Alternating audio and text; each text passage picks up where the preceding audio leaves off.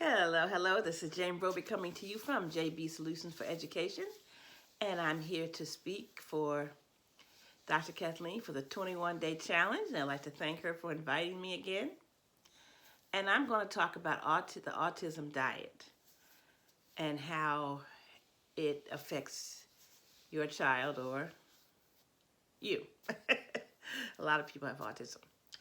Autism, or the autism spectrum, ASD, is, of course, a complex neurodevelopmental condition that has challenges with communication. I have a son who was born almost 23 years ago, and he is considered nonverbal. You can sort of understand him. Also, repetitive behaviors, which means they line things up or they do things over and over and over again. We didn't know it, but when my son was like 18 months, he would hop up in your lap and go up and down, up, and he'd yell, okay? Up and down, up and down. He just wanted you to hold him while he just went up and down, up and down. We didn't understand. We had no idea that at the time that was autism. We didn't know, my husband and I. We thought he was just playing, which he was, but, and he regressed and unfortunately lost his voice, yeah. Sensory sensitivities, over or under reactivity to sensory input such as sounds, lights, textures, and smells. Right now it gets very dark early, and if he goes into a room where there's a lot of TVs and it's a lot of bright lights, he gets hysterical because the lights really do something to his senses, his sensory input. He can't take that. If the lights are low and there's a lot of TVs, he's okay. But if the lights are bright and there's a lot of TVs, it's too much. But what I want to focus on today is the gut-brain connection. And it may seem obvious that what happens in the brain can affect the gut, but what happens in the gut also affects the brain. And as an individual, we are made up of a combined genome and a microbiome. Hope I pronounced that right. So the core of the microbiome resides in the GI tract, which also plays an integral role in the human immune system. And this means that what happens in the GI tract triggers immune response and affects the whole body. So it's like now they're just starting to study the interactions between the gut bacteria and the immune system, which impact many diseases and disorders, including cancer, tuberculosis, and autism. And the stress response has been correlated with GI problems, and that's what happens, implying that the brain affects the gut, that connection up here. And often what happens with my son is he can't tolerate a lot of corn. So if he has too much corn in his system, his gut becomes inflamed and his personality changes. He becomes aggressive. He becomes hyper. He goes through all these personality changes that if it's not bothering him, he won't see it. And people often ask me, well, how'd you figure that out? It wasn't something I figured out. It was a doctor told me. When my son was, the only thing we had when my son was first born, was first diagnosed, with autism, was these Dan doctors, Defeat Autism Now. And he had one, and we were sitting there, and he was in his stroller. That's how small he was. And he was sitting there eating because he'd been there for some blood work and couldn't eat before. So I brought food with me. And the doctor said to me, what is he eating? And I said, organic corn chips, thinking I'm giving him the right thing. And he said, he can't tolerate that corn. Look at the way his eyes were glazed over. So his eyes were very glazed over, and we had to just eliminate as much corn as we can. Now, corn sometimes pops up in medications. So I have a corn group on Facebook, and they have a list of corn derivatives. And I have to watch, giving him too much of these corn derivatives goes into his system, and he has reaction from these medications often, more so with the medication sometimes than to food. And it takes 2 or 3 days for it to leave his system. So it can be very, very stressful. And so, I've asked him, I said, well, how does this feel? And he says, I just out of control. I'm out of control. It's nobody's fault. I feel terrible when it happens. So he's aware of it's happening, but he can't stop it. So it's difficult because it's like we don't have any warning that this is going to happen. It just all of a sudden he just flips. And like he had been using these, he had pink eye or something, and he'd been using these eye drops, which is normal, right? And the doctor keeps telling me, well, it's just Benadryl, but it had corn in it. And after a couple weeks of that, one day he just went bananas. So we just have to really watch it, and lately I've been going on Amazon trying to get supplements for him to avoid some of these medications because they all seem to have corn derivatives in them. And the corn derivative list is with the Facebook corn allergy group that I follow. And it's tough for kids with autism because sometimes they don't feel pain or they can't tell you where the pain is. And, if the gut becomes inflamed, they don't have any warning. It's not like, oh, I've got pain in my gut, it's inflamed. They may not feel it. And so that's why we have to try to help them we have to help them work through it. And so that's why right now I'm focused on gut clear kind of things, items, and changing the diet and things like that. So you have to figure out what it is that triggers your child. It may not be corn. It may be soy. I know some people can't tolerate soy, but they're not autistic and it doesn't cause the same type of issues. When you add autism on top of this, that's when you really get into trouble. And also in the individuals with autism who have anxiety, their heart rate goes up. So my son has to now, not only does he have to deal with anxiety, he has to deal with an elevated heart rate. And all the medications that they put out for heart rate all have corn derivatives in them. So we've now found a supplement for that helps that. But the main thing we're working on is the anxiety and the keeping the gut calm and that type of thing. And also because what happens is another study also found that these symptoms tend to manifest as aggression in these younger kids.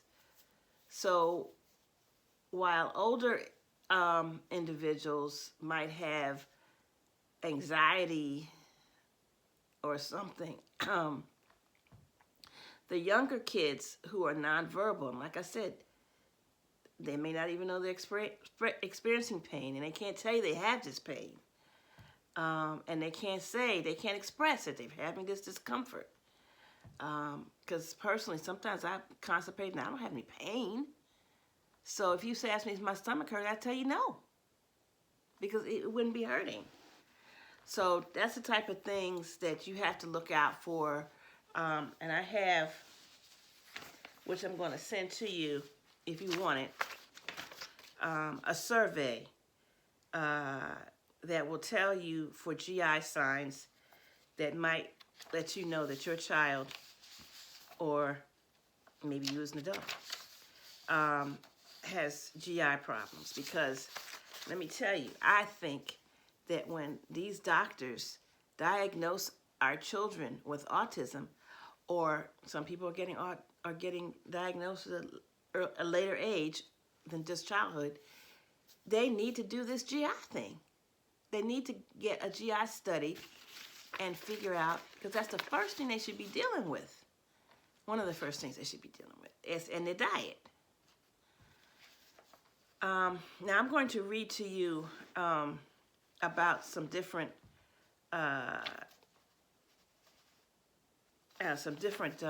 diets, especially that people came to me and told me, my son was autistic and I should try all these different things. The main two ones we tried was GF-CF, and the other one we tried was SCD. Now, my son didn't do well on either one of these diets because I'm reading these to you, by the way. He didn't do well on them because his gut already couldn't tolerate corn. There wasn't much left to eat. It was a problem. So the first one, gluten-free, casein-free, or GFCF,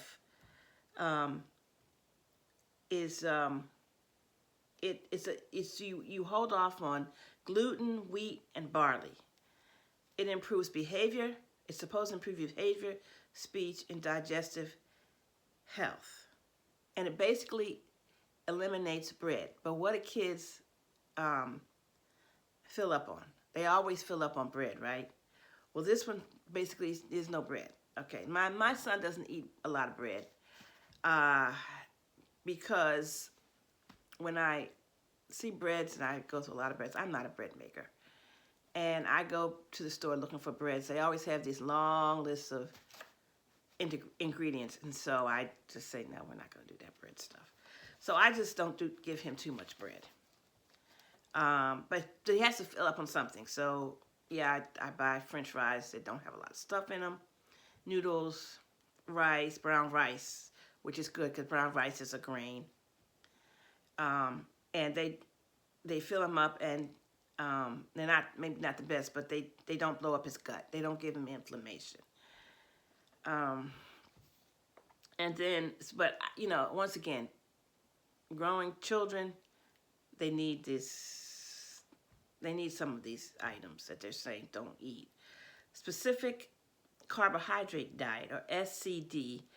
It says you remove complex carbs and sugars and emphasize simple digestible foods. And it's supposed to help by reducing harmful bacteria and yeast.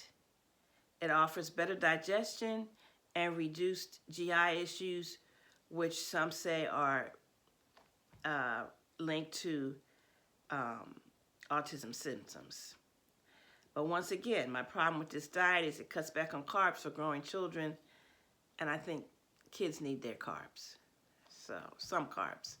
So I'm not sure that this is the best either. And then this other one, low oxalate diet. This was not around when my son was young. I think this one is kind of dangerous because it says, reduced foods and oxalates, which are the compounds that are found in certain fruits, vegetables, and grains. And they give you a list of foods you can eat on this diet. And my concern with this one is our kids are already picky eaters, and reducing what fruits and veggies they can eat, that's not a good idea. So high oxalate foods have been linked to health issues, kidney stones, and autism-related behaviors. But this diet, if you're not careful with it, can lead to gut dysbiosis, which can cause behavioral issues and neurological difficulties. Then you've got the keto diet. Now that was set up for epilepsy management, which is pretty good because a lot of autistic people and kids have epilepsy. It's high fat, low carb, and moderate protein. And it's supposed to help autistic people stabilize brain functions. It's supposed to improve mood, focus, and seizure control.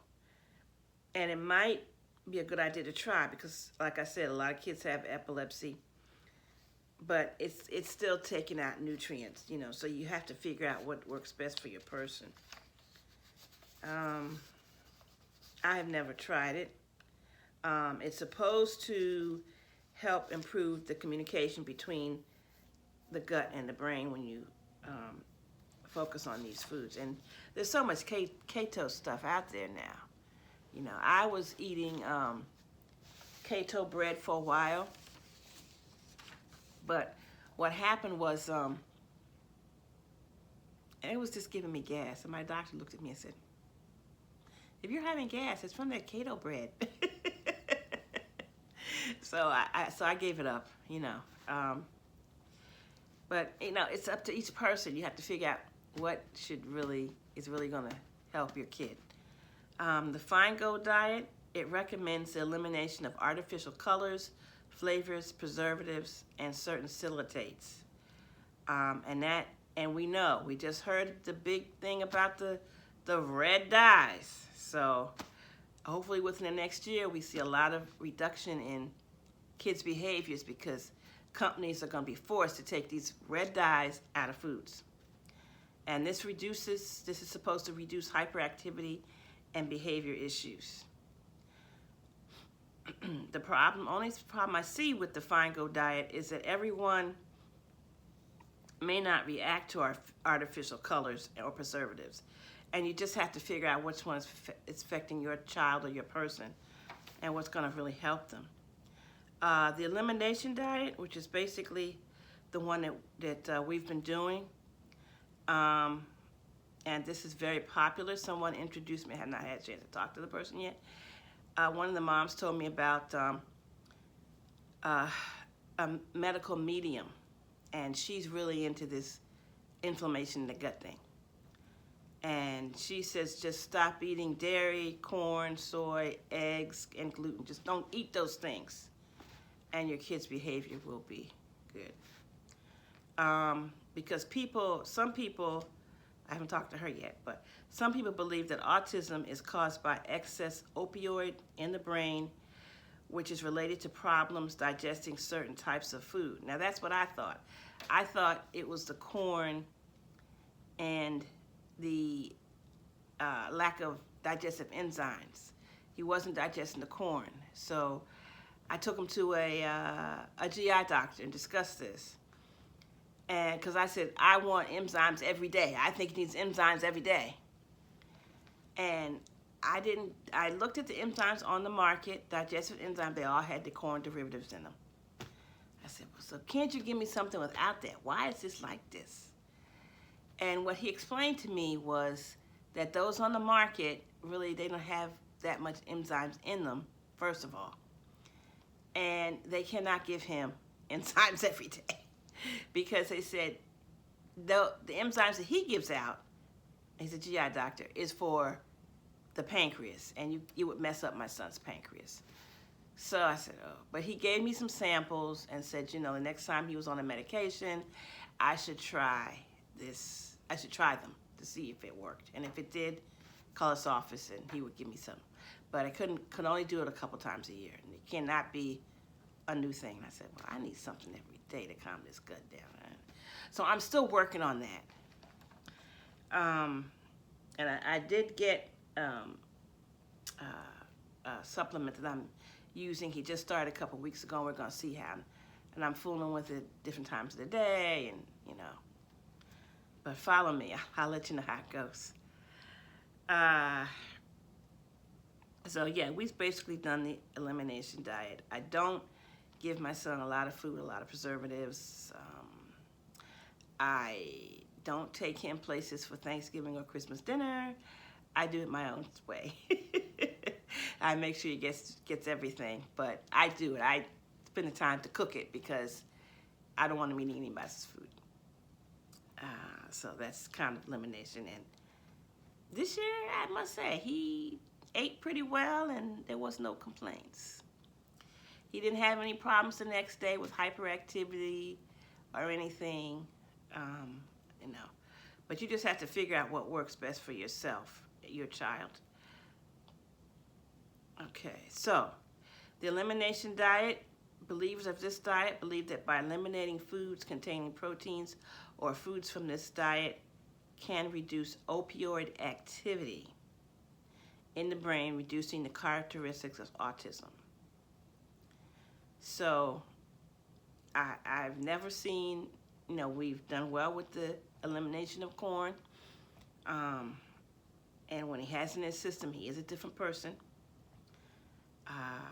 So it's tough. You're just going to have to take some substance away to try to figure out what, and it's a hard thing. It's not easy. I'm just lucky that we were at that Dan doctor that time, and he was able to tell us about the corn, because I would have never known, ever. My son cannot really focus in school or anything else when he has a lot of corn in his system. Some of the teachers understood and some did not. I've had phone calls that he was standing on the cafeteria and tables and refused to get down. But even the nurses didn't get it or didn't care. They didn't understand why. I'd give him one medicine for a while, and it's up. We got to up that. That's got too much corn in it. He's having problems, They just didn't get it. So I think that's about it. My advice to you, if you have these issues, is to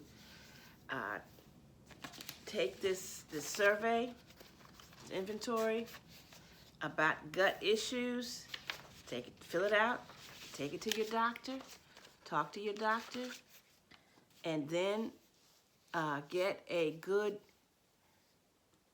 go to health food store and figure out who knows stuff there. Because every health food store, I go to about 3 of them.